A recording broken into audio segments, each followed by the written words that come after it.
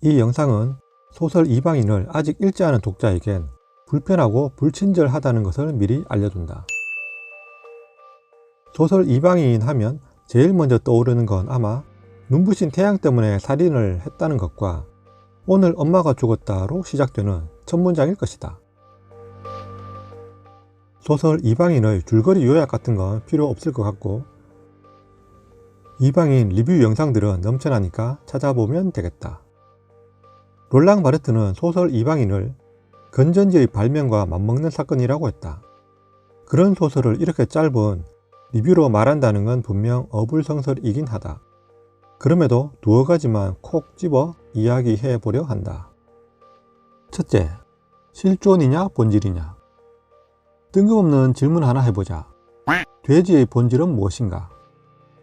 극단적인 예가 되겠지만 구제역이 발생했을 때 우리는 생매장되는 돼지나 소 같은 가축들을 볼 수 있었다. 병의 전염 우려도 있겠지만 생매장되는 이유는 병의 감염으로 인한 가축으로서의 가치가 없어지기 때문이다. 돼지의 본질은 인간에게 고기를 제공해 주는 것이다. 물론 돼지는 인정하지 않겠지만 말이다. 그렇다면 인간의 본질은 무엇일까? 아니면 당신의 본질은 무엇이라고 생각하는가? 돼지가 돼지답게 돼지고기를 제공할 수 있어야 하듯이 인간은 인간다워야 한다고 말할 수도 있다. 그렇다면 인간답다는 것은 누가 정의하는 것일까? 그런 정의가 있다면 우리는 마땅히 그 정의를 따라야 하는 걸까? 인간의 본질은 몇 가지로 간단하게 규정 지을 수 없고 그런 게 있다고 하더라도 돼지처럼 쉽게 매장시킬 수도 없다. 실존주의 철학자 사르트르는 인간은 기투된 존재라고 했다. 이 말은 인간은 세상에 그냥 던져진 존재이기 때문에 본질적으로 어떻게 해야 된다는 게 없다는 말이다. 그렇기 때문에 존재로서의 실존이 인간으로서의 본질보다 우선한다는 것이다.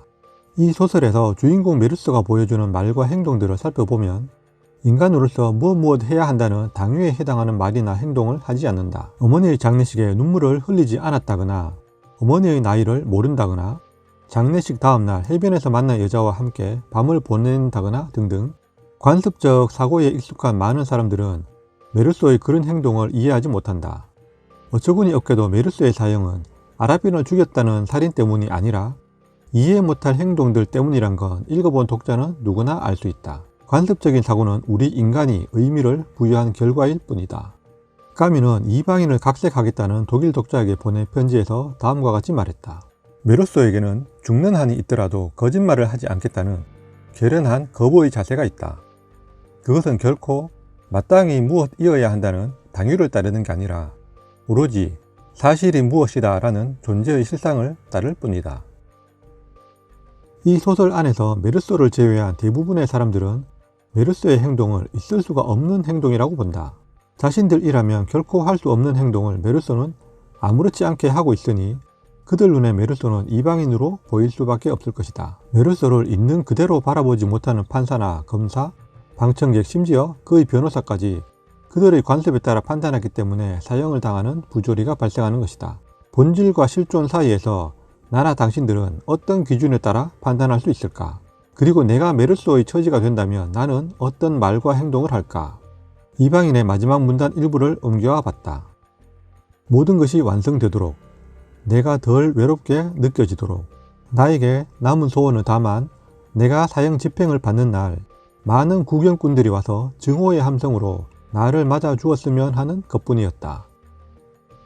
부조리한 세계를 인정하지 않고 반항하는 방식 가운데 메르소가 선택한 것처럼 죽음도 그 한 방법인 것이다.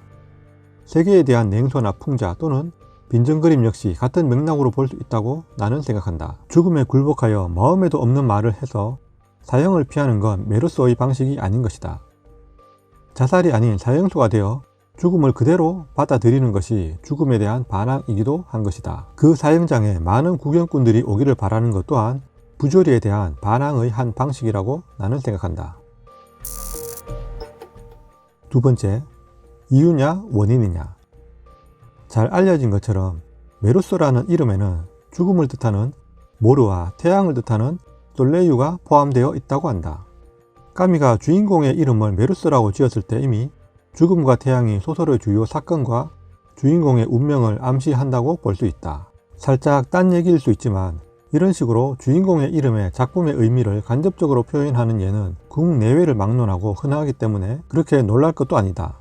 몇 년 전 인기리에 종방한 드라마 나의 아저씨 5화에는 아이유가 연기했던 극중 인물 이지한의 이름이 이를지 편안할 안이라는 장면이 나온다. 이지한이라는 이름에서 현재의 불안과 미래의 평안에 대한 갈망 등을 살짝 엿볼 수 있겠다 싶었다. 나는 그 장면에서 작가가 너무 직접 들이대는 게 아닌가 싶었지만 대중 드라마라는 전달되는 매체의 특성상 어쩔 수 없겠구나 싶기도 했다. 아마 소설이라면 좀 더 은유적으로 표현하지 않았을까 뭐 그런 생각을 했다. 이 경우와는 좀 결이 다르지만 신경숙의 소설 깊은 슬픔의 세 주인공의 이름은 각각 은서, 완, 그리고 새인데 작품을 읽어본 입장에서 이름이 풍기는 뉘앙스가 곧 캐릭터의 성격과 비슷했다고 느꼈다. 다시 이방인에서 태양은 여러모로 작용을 하고 있는데 무엇보다 메르소가 살인을 하게 되는 원인을 제공하고 있다. 메르소는 재판장의 물음에 다음과 같이 대답하고 있다. 나는 빨리 좀 뒤죽박죽이 된 말로 그리고 우스꽝스러운 말인 줄 알면서도 그것은 태양 때문이었다고 말했다. 장내에서 웃음이 터졌다. 국내 번역은 때문이었다 라고 되어 있는데 글자 그대로 직역하면 그것은 태양이 원인이었다 라고 한다. 우리는 여기에서 어떤 사건이 발생했다면 그것의 원인과 이유를 살펴봐야 한다. 태양이 원인이었지 이유는 아니라는 것이다. 쉽게 말해 메르소의 살인은 우발적이었지 개인적 원한에 의한 계획적 살인이라고 볼 수 없다는 것이다. 만약 메르소가 방아쇠를 당긴 그날 그 순간 비가 왔거나 흐렸다면 어쩌면 메르소는 방아쇠를 당기지 않았을지도 모르는 것이다. 어쨌든 살인이라는 결과는 바뀌지 않을지 모르겠지만 그것이 계획된 것인지 우연인 것인지 그 점은 짚고 넘어갈 만하다는 것이다. 이유가 개인적인 것이고 내부적인 것이라면 원인은 개인을 넘어서는 외부적인 것이라고 볼 수 있다. 메르소가 태양 때문에 살인을 했다는 것은 방청객의 웃음을 살 만큼 엉뚱한 대답일 수도 있지만 타인의 시선을 의식하지 않고 이야기하는 메르소식의 대답이었던 것이다. 그런데 왜 이유와 원인으로 구분해 봐야 하냐면 한국말로는 무엇 때문에 라고 읽지만 작가가 그 말을 쓸 때 원인으로 썼느냐와 이유로 썼느냐를 알고 읽을 때 좀 더 깊이 있는 작품 해석이 가능하기 때문이다. 셋째, 그래서 우리는 메르소 같은 인간이 될 수 있을까? 그리고 당신의 친구나 애인이 메르소라면 우리는 제3자로서 객관적인 거리에서 소설을 읽을 수 있다. 이방인이라는 소설 속의 메르소라는 인간이 하는 행동과 말들 그리고 그 주변 인물들을 살펴보며 각자의 생각과 기준에 따라 판단한다. 앞에서 간단하게 이야기했지만 다음과 같은 행동들에 대해 판단해보자. 1. 어머니의 부고를 받고 무덤덤하다. 2. 매장 전에 어머니를 마지막으로 보겠느냐는 제안을 거절한다. 3. 어머니의 나이가 많았냐는 질문에 대해 얼버무릴 만큼 어머니의 나이를 모른다. 4. 어머니의 시신이 있는 방에서 거리낄 것 없이 담배를 피운다. 5. 장례식이 끝나고 돌아오는 버스 안에서 실컷 잠잘 수 있겠구나 하는 안도감을 느낀다. 6. 일요일이 또 하루 지나갔고 엄마의 장례식도 이제는 끝났고 내일은 다시 일을 시작해야 하겠고 그러니 결국 달라진 것은 아무것도 없다는 생각을 했다. 7. 장례식 다음날 수영을 하러 갔고 거기서 만난 여자에게 영화를 보자고 제안하고 또 그녀와 함께 밤을 보낸다. 이 외에도 소설 속의 다양한 상황에 따라 메르소식의 자기 표현이 있다. 그 모든 행동들에 대해 소설에서는 바로 전날 어머니 장례를 치른 사람의 행동이라고 보기 어렵다라고 간주하고 있다. 장례를 치러 봤거나 장례식장에 가봤다면 장례식장의 풍경은 그 가족의 사정에 따라 천차만별이란 걸 알 수 있다. 이방인을 읽은 당신들은 어떻게 생각하는지 한번 물어보고 싶다. 소설 속 인물들처럼 메르소를 이해 못할 인물로 간주하고 사형을 구형하는 데 동의하는지 아니면 다른 생각을 하는지 그러는 얇은 독자 너는 어떻게 생각하냐고 물어본다면 나는 메르소의 행동이 비난받아야 할 일이라고 생각지 않는다. 사형은 어처구니 없는 일이다. 메르소는 자신의 욕구에 따라 솔직하게 어머니의 죽음에 무관심하게 행동하고 자신의 행동이 남들에게 어떻게 보일지에 관심 없다. 자기가 하는 말과 행동이 자기에게 유리할지 불리할지 상관하지 않고 이해관계에 얽매이지 않고 거짓 없이 있는 그대로 말한다. 그렇다면 이렇게 거짓 없이 있는 그대로 곧잘 이야기하는 사람이 내 지인이거나 애인이라면 어떤가? 또는 내 자신이 메르소와 닮은 면이 있다고 생각되는 점은 없는가? 거짓이 있기를 바라는 사람은 없지만 우리는 착한 거짓말이라는 이유를 들어 때론 듣고 싶은 거짓말도 필요하다고 말한다. 이방인 가운데 다음 장면을 한번 보자. 저녁에 마리가 찾아와서 자기와 결혼할 마음이 있느냐고 물었다. 나는 그건 아무래도 상관없지만 마리가 원한다면 그래도 좋다고 말했다.